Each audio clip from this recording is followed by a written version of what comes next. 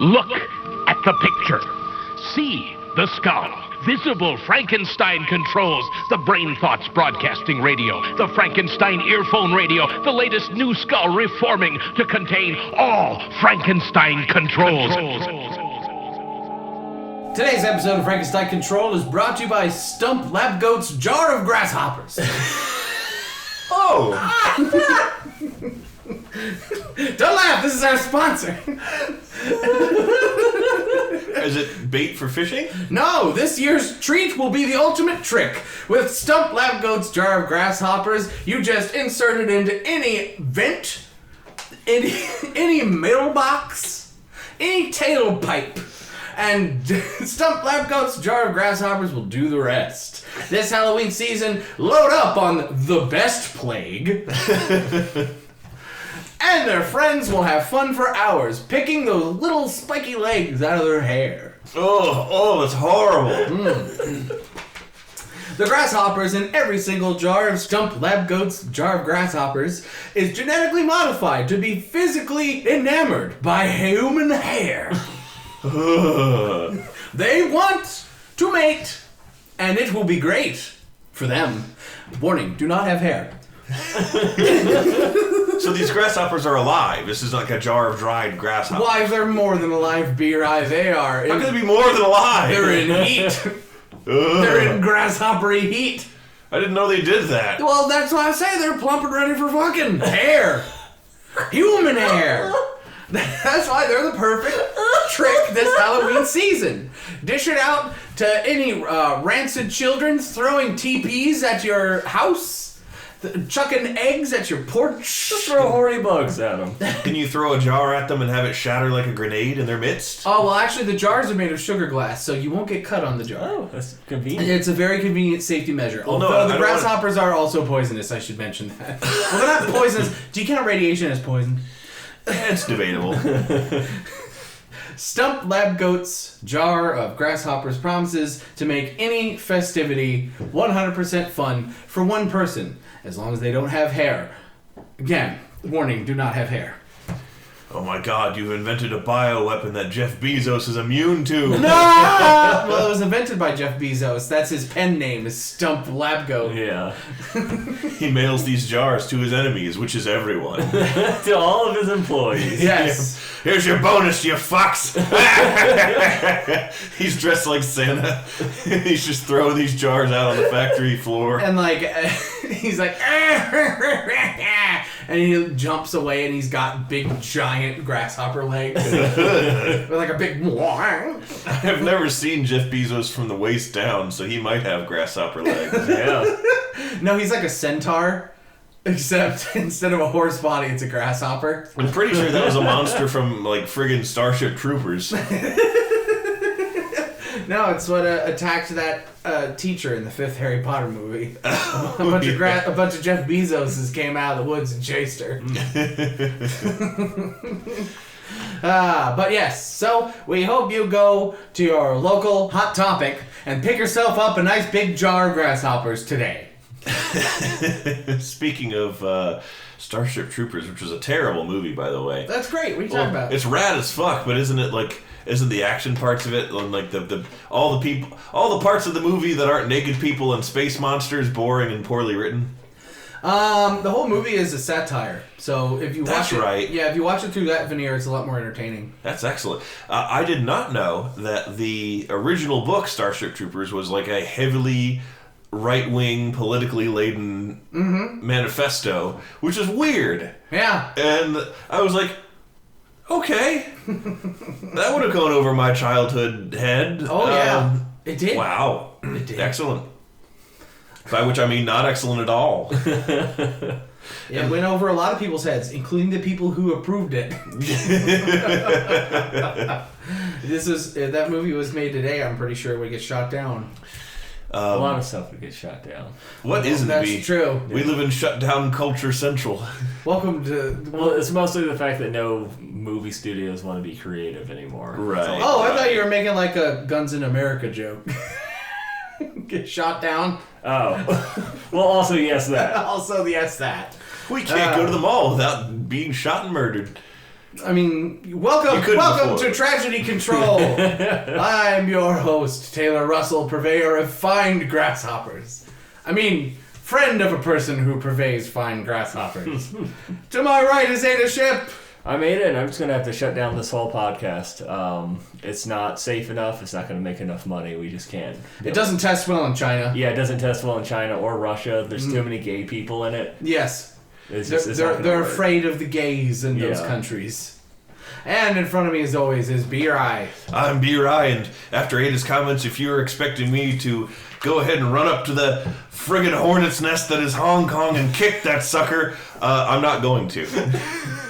Because I am a coward. What's there to be cowardly about? Because China will come after you if you say that Hong Kong people should have decent human rights and democracy and whatnot. What are they going to do? Make it so we can't go to China? China makes everything I own. They can come to my house at night and take it all away. I have no proof they can't. Can you assure me otherwise, Ada? It's true, they have the Chinese stealth armor from Fallout 3. It's based on something. They'll disassemble and confiscate my car as I drive down the road. And I'll die. President Winnie the Pooh has that power. Yeah. President Pooh Bear. Oh, bother. Hong Kong wants its rights. Oh, Piglet.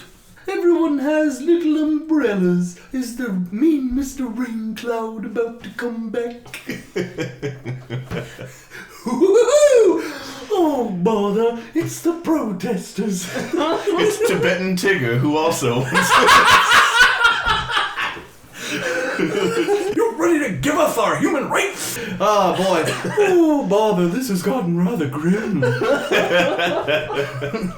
Hey! To kick it back a little bit on the subject of things that were right-wing that I didn't realize the first time I watched it, I didn't realize that Rorschach was supposed to be, like, superly right-wing. Wait, yeah, it's like that's heavily established in the book. I didn't know what that was when I was, like, 14. No, well, like I sort of did, the newspaper that he would always write his findings to was a like heavily right-wing editorial paper. Like I didn't know how to identify that shit when I was a kid. So like I missed that reference, and now as a grown up, I'm like, oh shit, oh. Mm-hmm.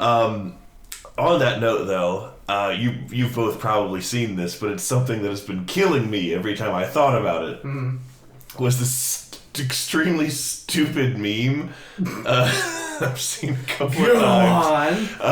It's like the last 3 panels of Watchmen, the comic, where friggin' Dr. Manhattan blows up Rorschach, and somebody's swapped out the speech bubbles with, like, you know, they just Photoshop new text in there, and Dr. Manhattan says, it's such a shame that Steve Jobs died of ligma. And Rorschach says, who the hell is Steve Jobs? And Dr. Manhattan says, ligma balls, and just blows him up.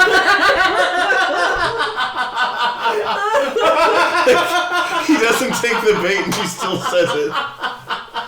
And it kills him. That's extra funny because it's Dr. Manhattan and he could see the future and know to fuck up the joke. Man, there's a lot to deconstruct with that. That's great. Yeah. That's really funny. Good old Watchmen.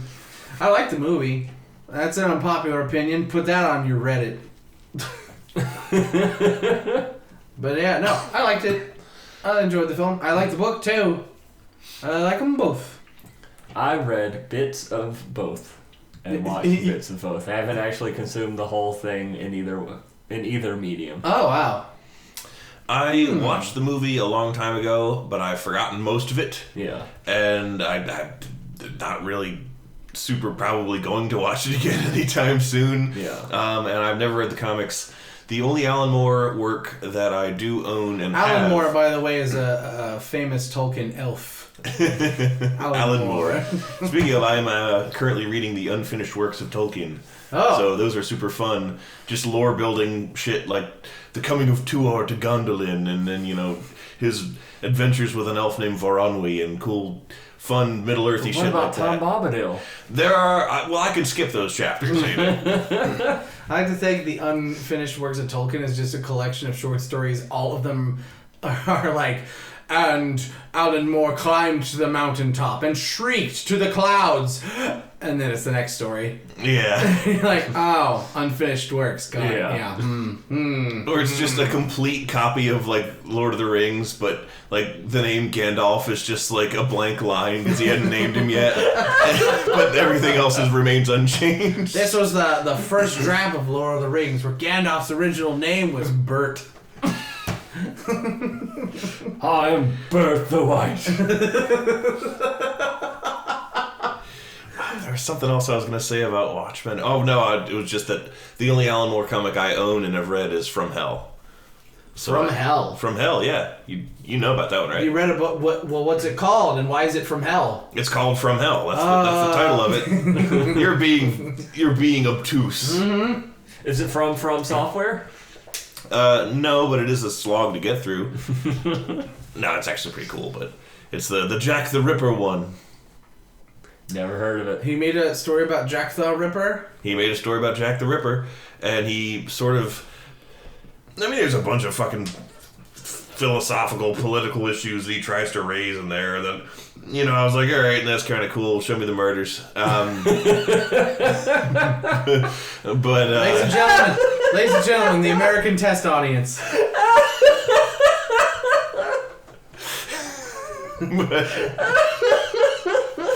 It basically implies that he's not really saying he thinks this is who Jack the Ripper was. He's just like, imagine if it was this. Yeah. And it's like this very well established doctor in like high British society, who is like also a Freemason and a weird creep, and he's doing the murders. Oh my God! There's a movie. Yeah, it's called From Hell. Yeah, It's the movie version of the thing. And Bilbo Baggins is Jack the Ripper.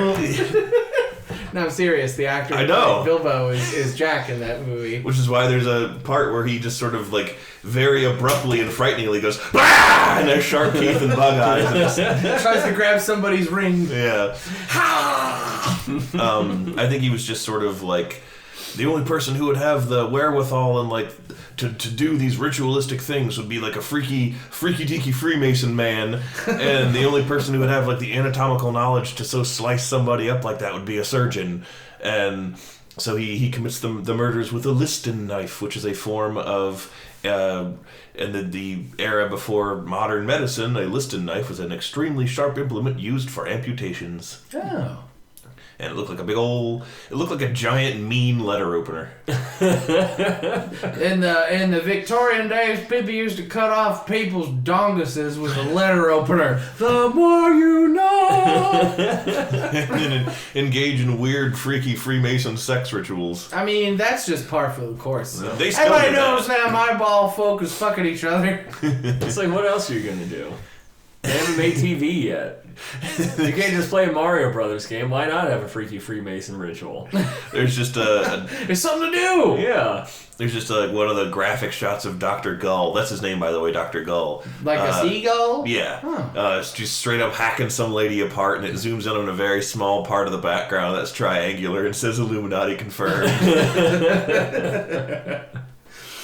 Well, that's interesting. I had no idea that the weird Bilbo's a Murderer movie was based off of an Alan Moore graphic novel. You know where I purchased and read that? Where? It was the VCU bookstore in 2008. Whoa. It was our freshman year. Huh.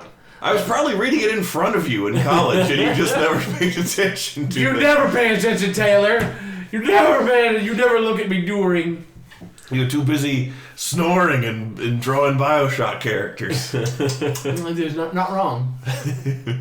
I was snoring a lot. That was before I got my Your CFAP. Yeah, my CFAP. Before I got my anti-fat man die in his sleep machine. Yeah. Keeps me alive. At least I think it does. But anyway, in a similar vein, I read Watchmen in college. And Watchmen is very long. It's very big. It is a graphic novel. Very big book. I read it all in one night, and by that I don't mean I started in the day and it was night. I mean I started at night, and when I closed the book and said that was a good story, I looked out the window and jumped because I thought nuclear winter was upon us because it was bright as fuck outside. But no, I just stood up till 9 in the morning reading the book because I was just so damn engrossed by it. Damn. Like, I did not... The minute I picked up that book, I did not move. Wow. From I was reading it in bed. And that whole thing was gone. And you didn't fall asleep? I didn't fall asleep. I can't do that. Like, that's why I don't read as much as I want to. Like, I love reading. But if I sit down to read and I get comfy, in 10 minutes I'm asleep. It doesn't matter how engrossed I am or how good the book is, I will pass out. That is true. I've seen you fall asleep in a number of different situations. Yes. If you're left alone you're like a human Furby. If you're left alone for long enough, like for more than 5 minutes, you go to sleep. It's true! And I'm always going, me hungry. And I gotta press on your tongue and it's weird. And then when you're low on batteries, you're like...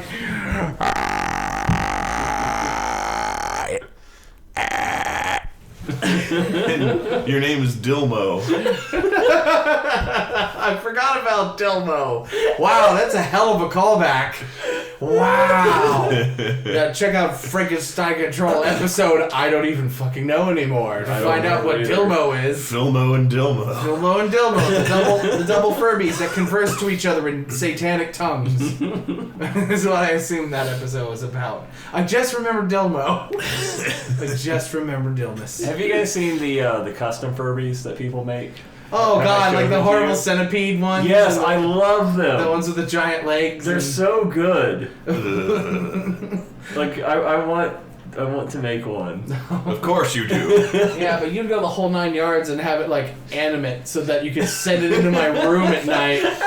Just put wheels in it. Yeah. So I can wheel around and go, me hungry.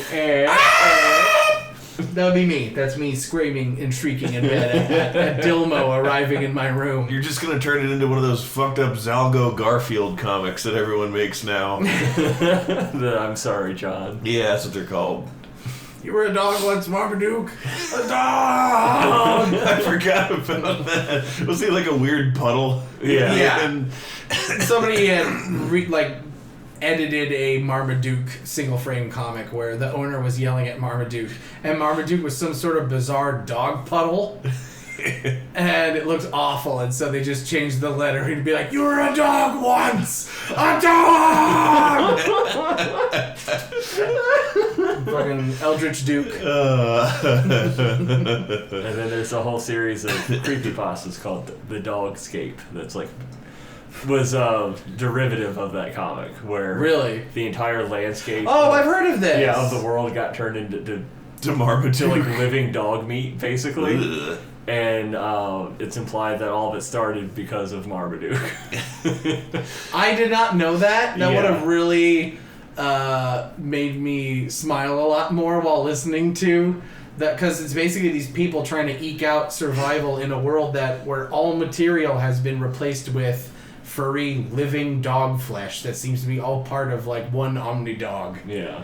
In John Hodgman's book, That Is All, which is like his Ragnarok one about the end of the world, one of the prophesized events that he had. It's something, I think I'm getting this right. I read it a long time ago, and it was like all dogs in the world form into like one massive super pack that shares a hive mind. It's called Dog Storm. And Dog Storm is always like all caps. Yeah. And it just refers to itself as Dog Storm. And anytime it's mentioned, it's in all caps.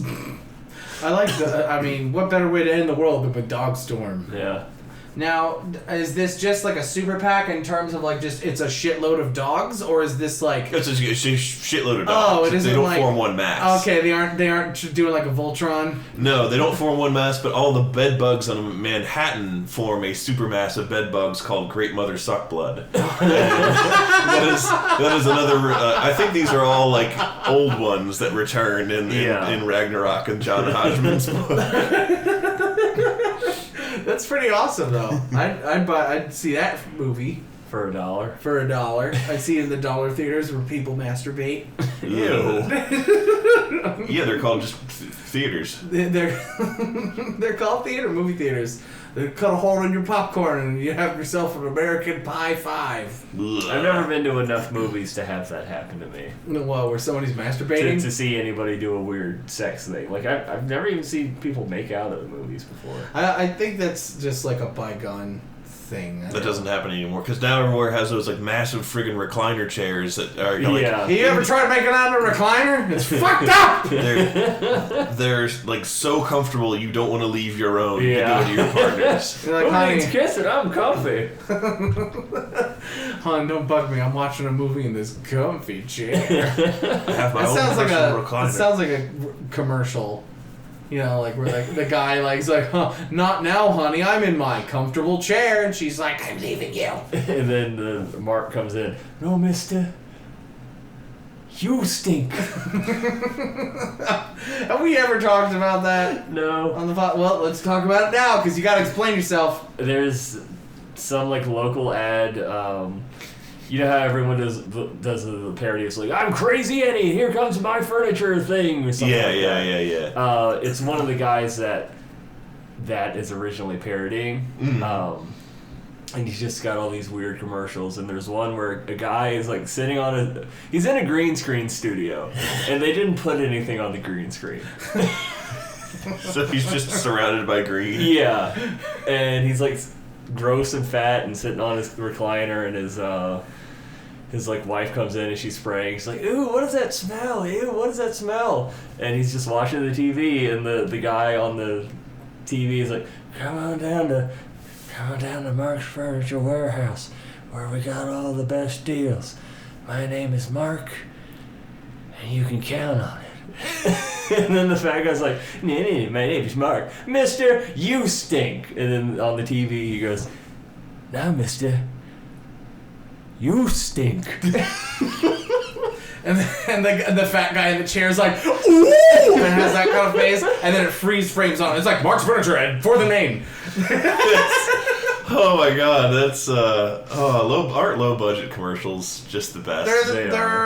There's a reason why Tim and Eric became almost like super cult status overnight. I feel like we're the last generation that like grew up with that kind of local access weird crap like don't that. you worry. The next generation is gonna have plenty of shit commercials they had to deal with. Yeah. Because like there's Now we have stuff like The General. The General and like and local businesses still get showtime. They still get commercial time, and every local business commercial ever must have some sort of mandate to be completely fucking awful. I really to be actual mind rot. Yeah. Because I guess they, you know what? I'm starting to think that maybe they got the memo and know that people are more likely to talk about shit commercials than they are about quote unquote good commercials. Yeah. Because no commercial is good, Yeah. but some commercials can be so bad everybody talks about them.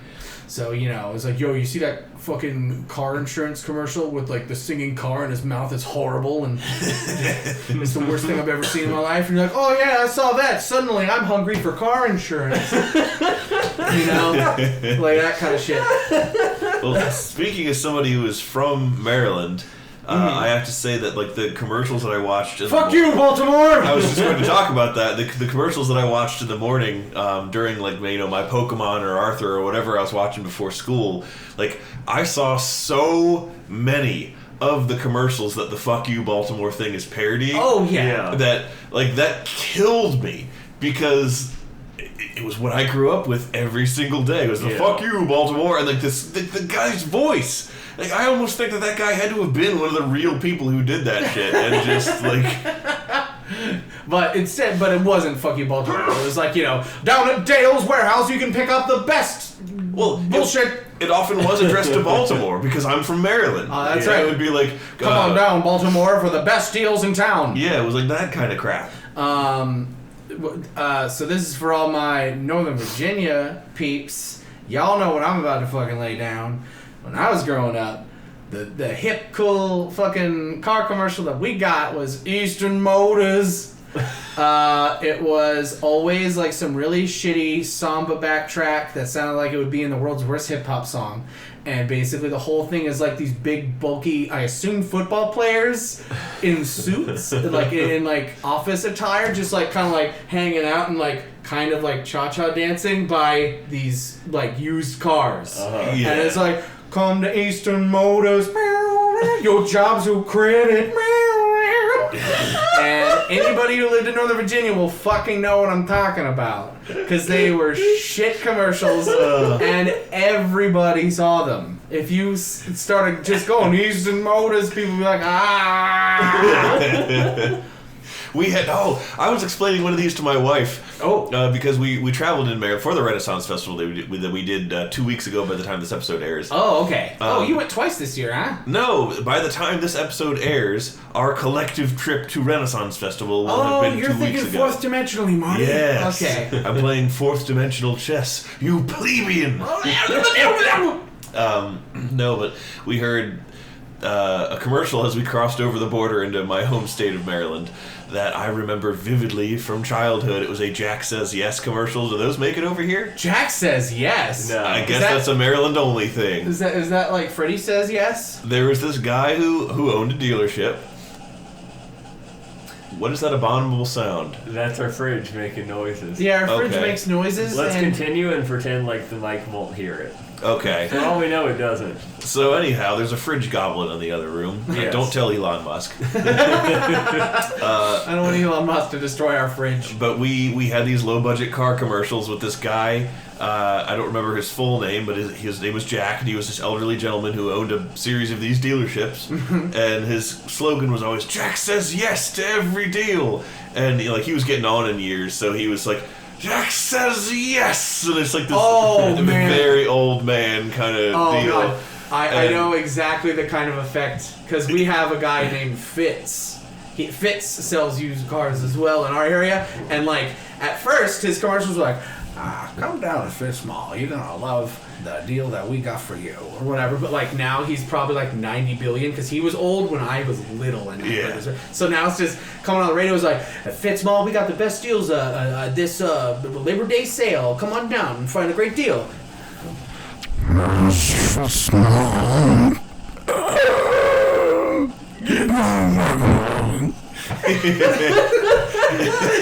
It's that kind of thing, but his slogan was "Jack says yes to every deal," and some of the wackier, zanier commercials had people, making ludicrous offers. That were Ludacris was on one of his commercials. No, they would still offer him quite a bit of money, but it would be framed in the commercial as though that were a ridiculous offer. And he'd say yes.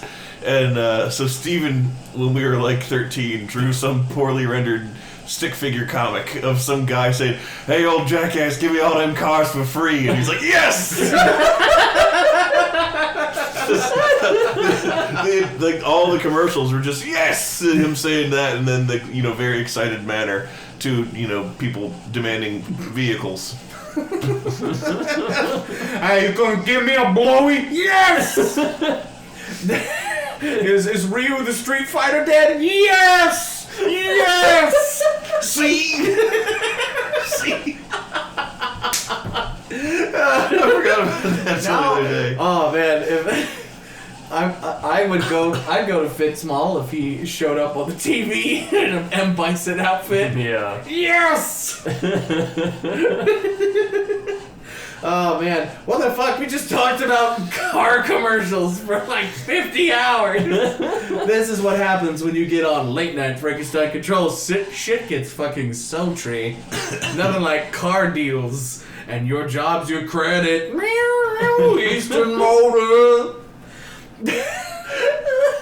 And I say they're football players because I don't know if they're like retired football players or if they just got the football players like to lend credit to their commercials, except your job's credit. But like it's I don't even know if they were actually football players or not. It's just all of them were really beefy. Yeah. They're really beefy guys. In the used car game, it is almost always like a benched most of their career retired football player. Exactly. You're gonna get Evan Royster on there in a couple of years. It'll be great. Sports joke!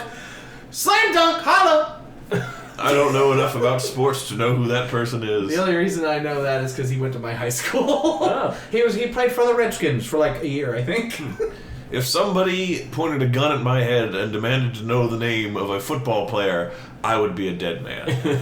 Peyton Manning. I was just about to say That's Peyton Manning. literally it. But like from a given team. Because he's on like... Oh, from a team. I don't even know what Peyton that, Manning is. What team Peyton Manning is. Neither do I. But from a team that like I'm quote unquote supposed to know because it's like our team here. Name a Baltimore Ravens player. Stump Labgoat. Purveyor of fine grasshoppers. That one guy whose name everyone had on their jerseys until he made them mad for some reason, and then everyone was burning those jerseys. That guy. Oh, Nike? No, not him. Somebody else. No. Colin Kaepernick? No, not that. This was like when I was like 13. Oh. Whoa! Long time ago. Oh man, back then it must have been like something innocuous. He said like, I don't like peanut butter. I don't think it was a cancel culture offense. I think it was just like he lost a game or he went to a different team that paid him better or some shit like that. No, what he did was he didn't lose the game. He made the nation lose the game. Yeah. Because he's just like, ladies and gentlemen, the game. And everyone's like, God damn it. He held up a picture of a chicken and said, "Don't look at this chicken." like, damn it! It's got blue feathers. And he said, now you all have cancer. Oh, yeah. Everybody, you have cancer if your hand is bigger than your face. And then everybody like sitting in the living rooms are like putting their hands on their face and his hand from the screen goes... Somehow to everybody at once. Yes! Yeah. In the country. We call that a simulcast. I'm coughing a lot this episode. I'm sorry. My eye is full of coughs, just like I am full of moths. He's got one of them. Listen to him go. Moths make that noise when they flippity flap. In search of lamp. Lamp.